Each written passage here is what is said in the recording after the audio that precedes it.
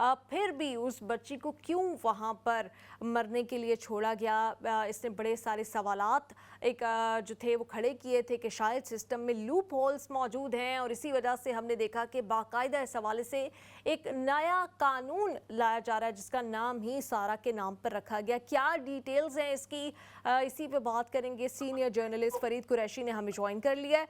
अस्सलाम वालेकुम, बहुत शुक्रिया आपके वक्त का।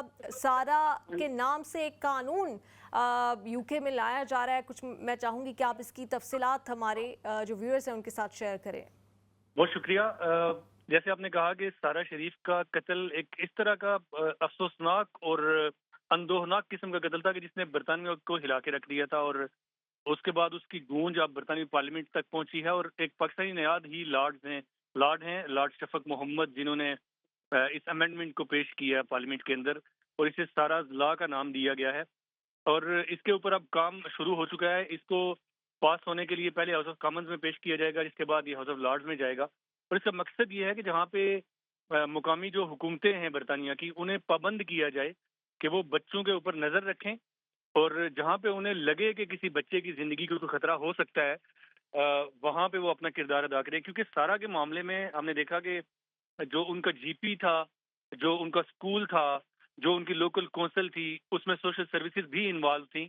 लेकिन इस सब के बावजूद वो बच्ची 2 साल तक शदीद तशद्दुद का निशाना बनती रही और किसी को पता नहीं चला।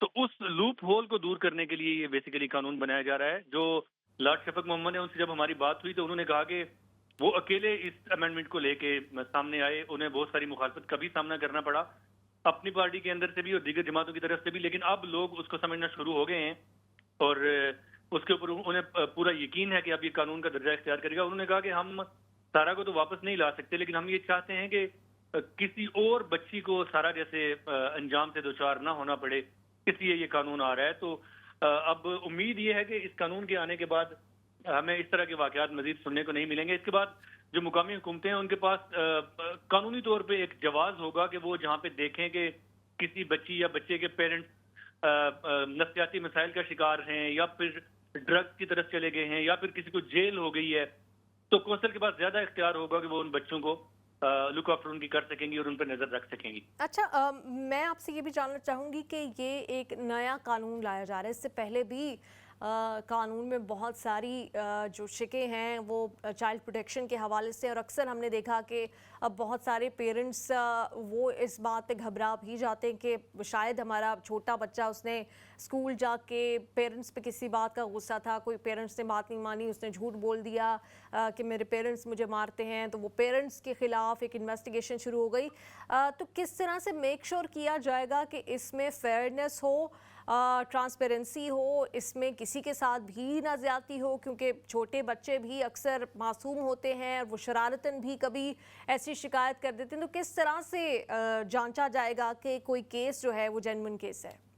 देखिए, जो स्कूल्स के अंदर टीचर हैं या फिर जो जीपी हैं, उनके लिए ट्रेनिंग भी होगी कि वो किस तरह से एसेस करेंगे कि बच्चे के साथ वाकई कोई मसला है या बच्चा किसी वजह से नाराजगी की वजह से ये कर रहा है। तो बच्चे को इस तरह की सिचुएशन के अंदर डालते हैं कि जहाँ पे एक बच्चों को गेम खिलवाते हैं। जैसे एक बच्चा जो है वो बाप बनेगा, एक बच्चा माँ बनेगी, फिर एक बच्चा जो बेटा बनेगा। फिर वो सिचुएशन इस तरह की क्रिएट करेंगे कि उसमें वो बच्चा जो है वो रिएक्ट करे कि उसके घर के अंदर अगर ऐसी सिचुएशन हो तो वालिद क्या करता है, वालदा क्या करती हैं। तो इस तरह से करके बड़ा शफाफ निज़ाम ऑलरेडी मौजूद भी है, और उसमें मजीद बेहतरी भी इस कानून के बाद आएगी कि जिसमें प्योरली उसका मकसद किसी के बच्चे छीनना नहीं है। हुकूमत ये नहीं चाहती कि लोगों के बच्चे लेके उसको ज़ाहिर माशी तौर पे भी फिर वो बोझ बनते हैं स्टेट के ऊपर, और बच्चे के वालिदैन भी मजीद परेशान होते हैं। तो इन कवानीन का या इन तब्दीलियों का हर किसी मकसद नहीं है कि वालिदैन को परेशान किया जाए या उनसे बच्चे छीने जाएं या सोशल सर्विसेज को मजीद इख्तियारात दिए जाएं, बल्कि इसका मकसद ये है कि बच्चों की हिफाजत यकीनी बन सके। और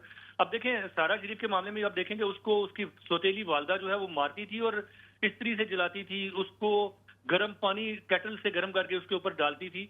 और इतना हमने कोर्ट के अंदर जब वो एविडेंस पेश किया गया तो जो भी कोई दर्द दिल रखने वाला इंसान है उसकी आंखों में नमी थी कि इस बच्ची के साथ किस तरह का जुल्म होता रहा, किसी को पता नहीं चला।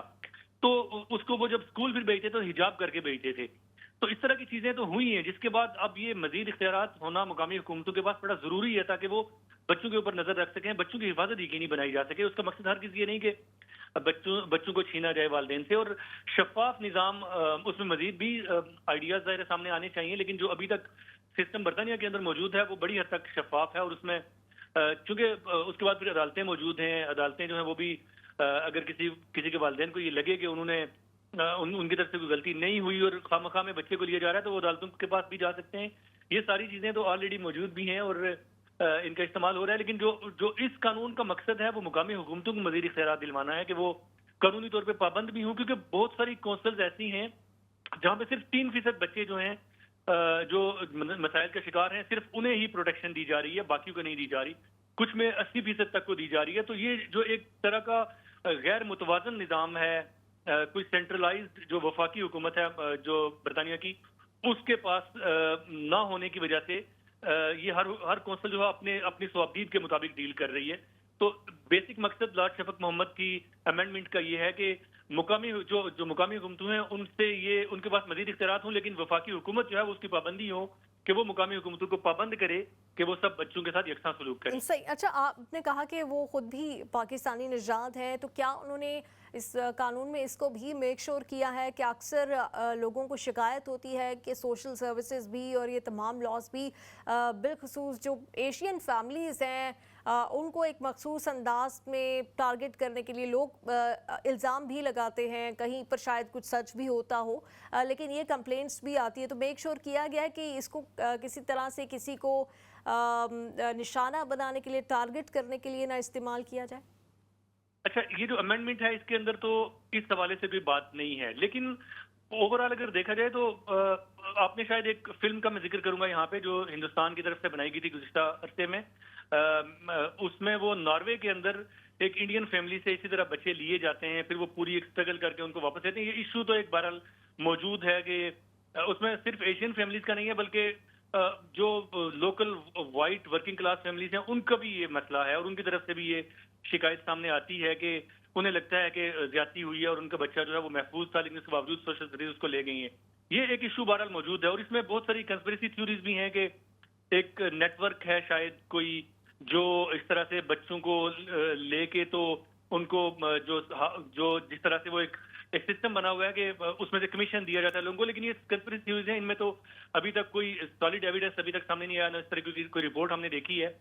लेकिन एक इशू बहरहाल इस वजह से मौजूद है कि वालिदैन मुतमईन नहीं है बहुत सारी जगहों पे जिनके बच्चों को सोशल सर्विसेज ले गई है। उस हवाले से इस अमेंडमेंट के अंदर तो कुछ हमने नहीं पढ़ा, लेकिन जो प्रोटेक्शन के हवाले से बातें हैं वो बहरहाल होनी चाहिए, और वो हैं इस अमेंडमेंट के अंदर। सही। बहुत शुक्रिया, आपने हमें बहुत डिटेल में इस कानून के हवाले से आगाह किया।